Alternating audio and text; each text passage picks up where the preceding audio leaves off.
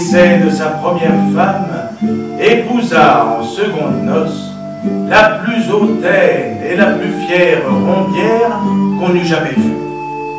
Et comme les chiens ne font pas des chats, elle avait 2 filles de son humeur, qui lui ressemblaient en toutes choses. Le mari avait de son côté une fille d'une bonté et d'une douceur sans exemple. Elle tenait cela de sa mère, qui était la meilleure femme du monde. Ouais, c'est un peu cucul la praline tout ça, non? Les gentils, les méchants, d'un côté le gentilhomme veuf avec sa gentille fille, de l'autre côté la vieille marâtre, rideuse, avec une polyarthrite, un bec de lièvre, une haleine repoussante, excusez-moi, mais je trouve ça un peu caricatural, hein. Et puis entre nous soit dit, le gentilhomme, gentil, oui, peut-être, mais pas très fut-fut, hein. Quand t'es gentil, que t'avais une femme gentille, que t'as une fille gentille, et que du jour au lendemain tu vas te marier avec une vieille peau, faut quand même être un peu... gentil, oui. Ou dans une sacrée misère affective. Enfin bref, je ne sais pas qui a écrit ce conte, mais c'est quand même Héros. pas... Héros. Ah, héros. Je connais pas, enfin bref. Passons et faisons fi de tout ça.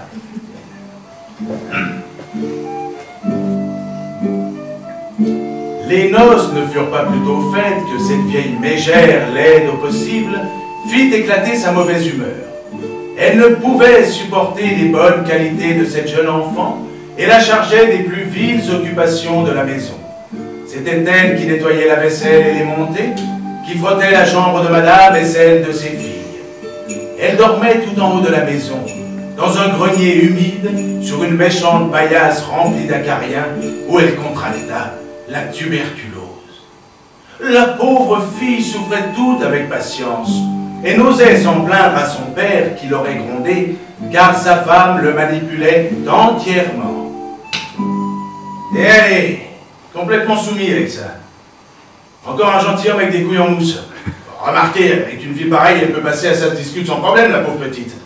Non mais franchement, TF1, de la rue, Secret Story, les contes de Perrault, un pain pour attraper l'autre pain, du racoleur, du sensationnel, du populisme. Bon, j'espère au moins qu'il n'y a pas de parents assez tordus pour raconter ces histoires morbides à leurs enfants avant de dormir.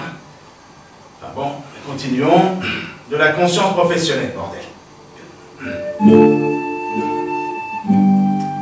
Lorsqu'elle avait fait son ouvrage, elle s'en allait au coin de la cheminée s'asseoir dans les cendres. Voilà la raison pour laquelle on l'appelait Cendrillon. Cendrillon. N'importe quoi. Et si elle était allée se réchauffer dans la grange près du fumier, il le rappelait Merdaillon. Excusez-moi. Excusez-moi, je suis désolé, mais c'est affligeant. Pour être honnête, de toute façon, moi, j'en voulais pas de ce rôle. Si je joue dans cette merde, moi, c'est uniquement pour me faire un cachet, moi. Sinon, je perds mon statut. Attendez, vous vous rendez pas compte, vous, depuis la nouvelle réglementation de l'annexe A8 à 10, les intermittents doivent faire 43 cachets en 10 mois et demi. C'est un scandale. Alors, quelle culture voulons-nous pour nos enfants? Cette culture prémâchée qu'on voit dans les émissions de TF1, dans les contes de Perrault, c'est ça que vous voulez? Il faut résister. Il faut sauver les intermittents. La résistance de l'individu à la vulgarité et à la sottiсе. Nous